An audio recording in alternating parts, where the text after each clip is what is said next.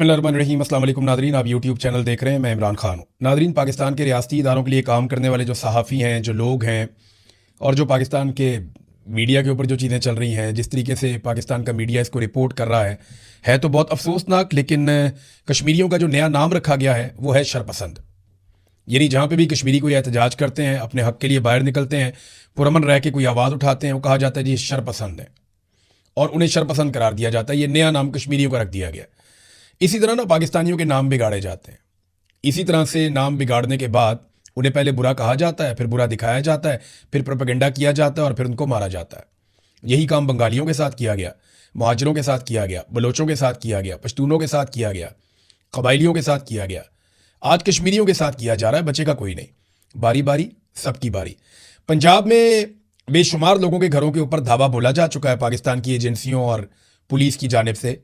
CTD रोजाना की बुनियाद पर बंदे मार रही है, मावराए कानून, और बेशुमार लोगों के साथ जुल्म और ज्यादती हो रही है। हम ये होती हुई देख रहे हैं। आइंदा ये सिलसिला और बढ़ेगा, क्योंकि बारी बारी सबकी बारी। अगर पंजाब के लोगों को ये लगता है कि उनकी बारी नहीं आएगी, तो मेरी बात लिख कर रख लें कि बारी बारी सबकी बारी, आपकी बारी जरूर आएगी।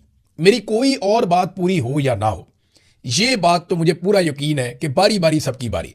जब तक पाकिस्तान में एस्टेब्लिशमेंट की बारी नहीं ना आएगी, जब तक इनका एहतसाब नहीं होगा और इनको जकड़बंदू नहीं डाला जाएगा, जब तक के जर्नैलों की कब्रों का एहतसाब नहीं होगा, जब तक कि इनको सियासत से उखेड़ के बाहर नहीं फेंका जाएगा, इनके कारोबार बंद नहीं करवाए जाएंगे, याद रखिएगा, तब तक बारी बारी सबकी बारी। जब तक मिलिट्री एस्टेब्लिशमेंट की बारी नहीं आएगी, तब तक बारी बारी सबकी बारी। पुरअमन रहकर कश्मीरी जो जिदोजहद कर रहे हैं, उससे एस्टेब्लिशमेंट को नुकसान हो रहा है। देखिए, रोजाना की बुनियाद पे क्रैकडाउन के नाम पर गोलियां बरसाई जा रही हैं। कभी एक आदमी शहीद हो जाता है, कभी दो, कभी तीन, और ये सिलसिला चलता चला जा रहा है। बहुत सारे लोग जो हैं वो बुलेट इंजरीज के साथ अस्पतालों में पड़े हैं। कई लोग जो हैं वो अस्पतालों से डिस्चार्ज हो गए। जख्मियों के ऊपर अस्पतालों में आकर लाठी चार्ज किया गया। ये सारी चीजें जब हम देखते हैं ना, जिस तरीके से मार कुटाई हो रही है, जो मनाजिर मैंने देखे हैं, तो इससे एक बात समझ आती है, और वो सादी बात यह है कि उकसाने की कोशिश की जा रही है। कश्मीरी अवाम को गुस्सा दिलाया जा रहा है। कश्मीरी अवाम को इश्तियाल दिलाने की कोशिश की जा रही है कि कुछ भी करके कश्मीरी अवाम कुछ ऐसा कर दें, कुछ ऐसा बड़ा कर दें, जिसके नतीजे में, या कोई फॉल्स फ्लैग ऑपरेशन का जवाब पैदा हो जाए, जिसके नतीजे में पूरे कश्मीर के अंदर फिर मनचाही कार्रवाइयां की जाएं। लेकिन कश्मीरी पुरअमन रहकर अभी तक ऐसा कोई मौका नहीं दे रहे। लेकिन ऐसा कोई भी इंसिडेंट हो गया, खुदा ना खास्ता, चाहे वो रियल हो, चाहे वो फॉल्स फ्लैग हो, फिर आप देखेंगे हमारे मीडिया के वो दोस्त जो आजकल शरपसंद का लफ्ज बड़े शौक से इस्तेमाल कर रहे हैं, वो बाद में ज़मीन आसमान के कलाबे मिलाएंगे, उनके मुंह से झाग निकल रही होगी, और वो बगावत के और गद्दारियों के वो फतवे बांट रहे होंगे। ये कश्मीरी मुहिब्बे वतन लोग हैं, पाकिस्तान से प्यार करने वाले लोग हैं, अपनी सरजमीन से प्यार करने वाले लोग हैं। उनके तमाम मुतालबात ही जायज़ हैं।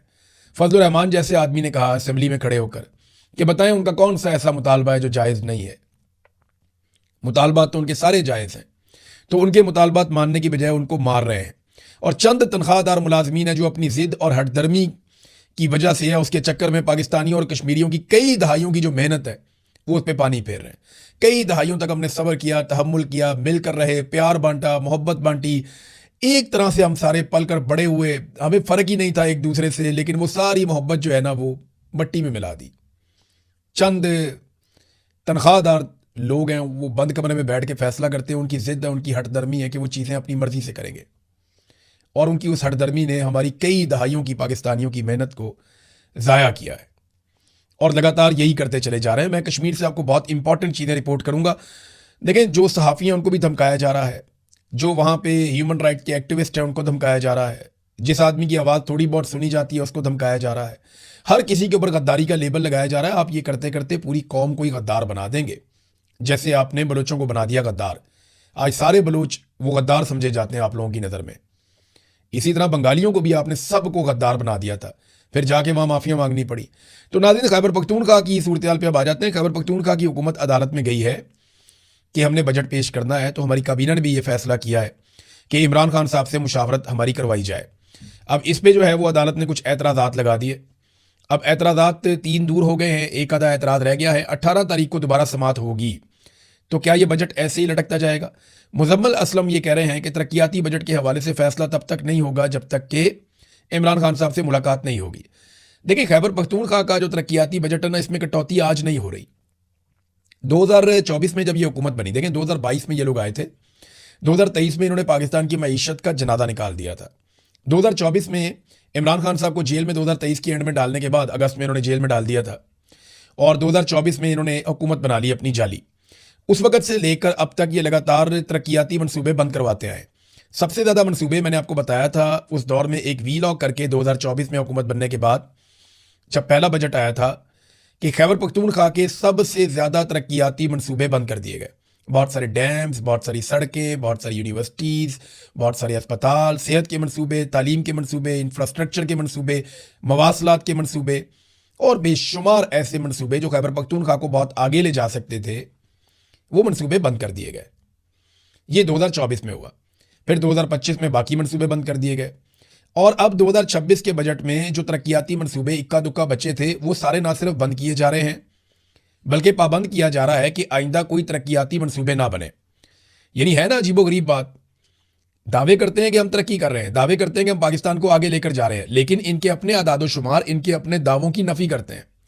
शहबाज शरीफ की या फील्ड मार्शल आसिम मुनीर की आप तकरीर सुने या उनकी बात सुने तो आपको ऐसा लगेगा जैसे पाकिस्तान बहुत झंडे गाड़ रहा है, बहुत तरक्की कर रहा है और बहुत आगे जा रहा है, जबकि तरक्याती बजट ही खत्म कर दिया गया तो तरक्की पाकिस्तान कैसे करेगा।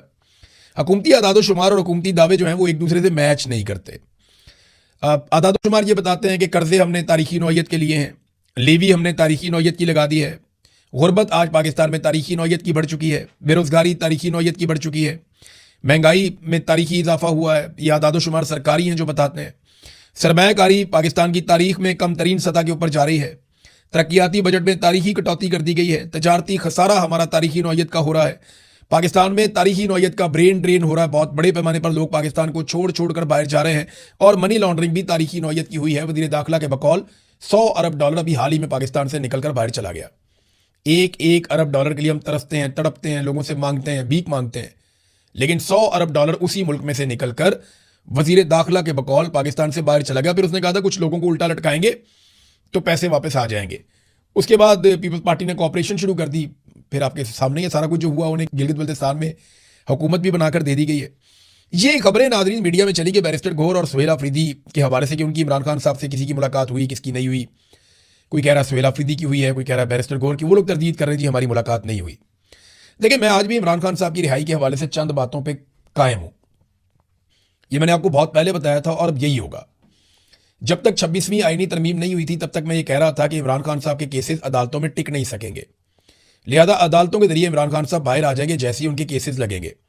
लेकिन 26वीं आईनी तरमीम होने के बाद मैंने आपको ये कह दिया था कि अब इमरान खान अदालत के जरिए कभी बाहर नहीं आएगा और 27वीं आईनी तरमीम के बाद तो मुकम्मल तौर पर इमरान खान साहब की रिहाई के तमाम रास्ते बंद कर दिए गए। अब रिहाई का जो तरीकाकार है ना, एक तो माशी दबाव इनके ऊपर रहेगा। मईशत की जो तबाही हो चुकी है वो दबाव पाकिस्तान की मिलिट्री एस्टेब्लिशमेंट के ऊपर रहेगा। हुकूमत ने फैसला नहीं करना, मिलिट्री एस्टेब्लिशमेंट ने फैसला करना है इमरान खान के बाहर आने का। तो आसिम मुनीर साहब तो इमरान खान को बाहर आने नहीं देंगे, उनका बस चले तो वो कभी भी बाहर ना आने दें। तो माशी दबाव तो है ही। अब अगर अवामी दबाव बढ़ जाता तो शायद इमरान खान साहब की रिहाई हो जाती। अवामी दबाव बनाने में नाकाम रहे अली अमीन गंडापुर भी और सुहेल अफरीदी भी। ये दोनों सूबाई हुकूमतें हैं। एक्चुअली तो ये काम जुनैद अकबर का भी है, ये काम सलमान अकरम राजा का भी है, ये काम बैरिस्टर गौहर का और बाकी लोगों का भी है। आलिया हमजा साहिबा पहले कोशिश करती रही, फिर वो भी गिरफ्तार हो गई। तो ये जब तक अवामी मुज़ामत नहीं होगी, बड़े पैमाने पर लोग नहीं निकलेंगे और हुकूमत को गले से नहीं पकड़ेंगे या एस्टेब्लिशमेंट को नाकों चने नहीं चबवाएंगे, तब तक तो इमरान खान बाहर आने से रहे। और माशी तबाही जो है वो एक प्रेशर डालने का एक जरिया बनेगी। अच्छा, दूसरा जो इसमें रास्ता है वो ये है कि बैरूनी दबाव बढ़ जाए और एस्टेब्लिशमेंट के साथ कोई डील हो जाए तो इमरान खान साहब बाहर आ सकते हैं। अब ये डील में ना देखना ये होगा कि कितनी मुज़ामत करती है पाकिस्तान तहरीक इंसाफ। अगर तहरीक इंसाफ ने ज़्यादा मुज़ामत की तो एस्टेब्लिशमेंट के साथ डील में वो पाकिस्तान के लिए या अपने लिए कुछ ज़्यादा हासिल कर लेंगे। लेकिन अगर पाकिस्तान तहरीक इंसाफ मुज़ामत ना कर पाई तो वो अपने लिए और पाकिस्तान के लिए एस्टेब्लिशमेंट से कुछ ज़्यादा हासिल नहीं कर पाएंगे। सिर्फ इमरान खान साहब की रिहाई वो भी एस्टेब्लिशमेंट की शराइत के ऊपर होगी इन केस के पाकिस्तान तहरीक इंसाफ मुज़ामत नहीं कर पाती। और बज़ाहिर अभी जो दिखाई दे रहा है मुज़ामत पाकिस्तान तहरीक इंसाफ की पॉलिसी में शायद नहीं है। देखें ना, बहुत सारे उसूली मौक़िफ़ थे इमरान खान साहब के, वो कहाँ गए कि सिविलियंस के ऊपर कोई अटैक नहीं होंगे, मिलिट्री ऑपरेशन नहीं होगा। कुरम के अंदर जो है वो एक मरतबा फिर ड्रोन हमला हुआ मुबैना तौर पे, उसमें 4 लोग जाँ बहक हो गए, माँ बेटा 2 बच्चियाँ, लेकिन कोई मुकदमा दर्ज नहीं हुआ, कोई रोला नहीं पड़ा। बाद में पता चला कि जनाब ये कोई गोला आकर गिरा है। तो वो खबर जो है वो ड्रोन को बाद में गोले से कन्वर्ट कर दिया जाता है। पहले रिपोर्टर्स और मकामी लोग बताते हैं कि ड्रोन आया था, ये ड्रोन हमला था, लेकिन बाद में फिर ये दावा किया जाता नहीं ड्रोन नहीं था, ये कोई गोला आकर गिरा है। लेकिन जो भी आकर गिरा है, पाकिस्तान की सिक्योरिटी फोर्सेज इसके लिए रिस्पॉन्सिबल है। बहुत सारे लोग पाकिस्तान में खैबर पख्तूनख्वा में खास तौर पर बेघर हुए हैं, और इन लोगों का कौन है पुरसाने हाल, कौन इनका ख्याल रखेगा? तो खैबर पख्तूनख्वा की हुकूमत के ऊपर एक दबाव तो ये है कि वो जो पॉलिसीज थी उनके ऊपर बिल्कुल भी वो काम नहीं कर रहे जो इमरान खान साहब ने कही हुई थी, और दूसरा वो बजट के मामलात में शदीद दबाव का शिकार है जो उनकी पार्टी के अंदर से आ रहा है कि आप अगर सरप्लस बजट देंगे या आप वफाकी हुकूमत को सहूलतकारी करेंगे, उनकी गलत माशी देंगे ना, जो मईशत के ऊपर पॉलिसियां बनाई वो वफाकी हुकूमत ने बनाई, SIFC आर्मी चीफ ने बनाया, पॉलिसियां आर्मी चीफ ने बनाई। अब इन गलत पॉलिसियों की वजह से, वजीर खजाना आर्मी चीफ का है, वजीर दाखिला भी आर्मी चीफ का है, अब इन गलत पॉलिसियों की वजह से अगर पाकिस्तान की मईशत गिर रही है तो खैबर पख्तूनख्वा की हुकूमत की जिम्मेदारी तो नहीं है उस मईशत को उठाना। देखिए, बुरा काम कर रही है वफाकी हुकूमत, सजा भुगतेंगे खैबर पख्तूनख्वा के लोग, तो ये तो गलत बात है। तो लोगों का बजट इनके हवाले कर देना ये एक ज्यादती है, और उसके अंदर वो डील भी क्या मांग रहे हैं कि इमरान खान साहब से हमारी मुलाकात हो जाए। यानी मामला यहां तक पहुंच गया कि जिस इमरान खान को ये आज़ाद करवाना चाहते थे, अब ये चाहते हैं कि इमरान खान से सिर्फ हमारी मुलाकात हो जाए, और वो तरलो मिनटों वाला मामला ही चल रहा है। कहते हैं जी हमारे साथ धोखा हो गया, कभी कहते हैं जी हमारे साथ ये हो गया। तो कश्मीर के मामले में नाज़रीन एक बात मैं आपको और बताना चाहता हूं कि अभी कुछ अर्सा पहले, 1 साल पहले, जब इंडिया पाकिस्तान की झड़पें हुई थी, तो उसमें मई 2025 में, तो तब मुझे अच्छी तरह याद है कि जो जॉइंट अवामी एक्शन कमेटी के लोग थे, ये सारे के सारे पाकिस्तानी फोर्सेस के साथ खड़े हुए थे इंडियन फोर्सेस के मुकाबले में। आज इन लोगों पे इल्ज़ाम लगाया जा रहा है कि ये इंडियन फोर्सेस के बंदे हैं, ये रॉ के एजेंट हैं, और ये पाकिस्तान के गद्दार हैं, और ये शरपसंद हैं, आज इन्हें ये कहा जा रहा है। लेकिन कल यही सारे लोग बॉर्डरों पे गए थे और जाकर पाकिस्तानी फौज की हौसला अफजाई की थी। तब शहबाज शरीफ बॉर्डर पे नहीं गया था, फैसल राठौर बॉर्डर पे नहीं गया था, बिलावल बॉर्डर पे नहीं गया था, बाकी लोग बॉर्डर पे नहीं गए थे, लेकिन जॉइंट अवामी एक्शन कमेटी के लोग बॉर्डर पे गए थे। सरहदों पे जाकर लाइन ऑफ कंट्रोल पे इन्होंने फौजियों की हौसला अफजाई की थी। तो ये लोग तो पाकिस्तानी फौज का साथ दे रहे थे जब इंडियन फौज के साथ लड़ाई हुई, और उस वक्त कोई और सियासतदान आपको बॉर्डर पे नजर नहीं आ रहा था। तो आज ये कहा जा रहा है कि जनाब ये सारे गद्दार हो गए, शरपसंद हो गए। तो अफसोस होता है, बेचारे मुझे रब्ता करते हैं इनके लोग, वो कहते हैं जी हमें सबसे बड़ा दुख इस बात का है कि हम कश्मीरियों ने सारी जिंदगी वफादारी दिखाई, लेकिन हमें शरपसंद का खिताब मिला है, और हमें इस बात का हमेशा दुख रहेगा। नादरीन, जस्टिस डोगर ने एक और रिकॉर्ड कायम कर दिया है। जस्टिस डोगर के बेटे की शादी हुई, तो जजेस का कोड ऑफ कंडक्ट भी होता है ना एक, और एक सुप्रीम जुडिशियल काउंसिल का ज़ाब्ता इखलाक भी है, और ये ज़ाब्ता इखलाक कहता है कि जो जजेस हैं वो ज़्यादा सियासतदानों के साथ मेल जोल नहीं बढ़ाएंगे। लेकिन उनके बेटे की शादी में जो है वो सियासतदानों को दावत दी गई, हत्ता कि पाकिस्तान तहरीक इंसाफ के सियासतदान भी पहुंचे हुए थे। ज़ाती ताल्लुकात भी हो सकते हैं लतीफ़ खोसा और आमिर डोगर साहब के, डोगर बरादरी भी है ना, तो सरफराज डोगर, आमिर डोगर।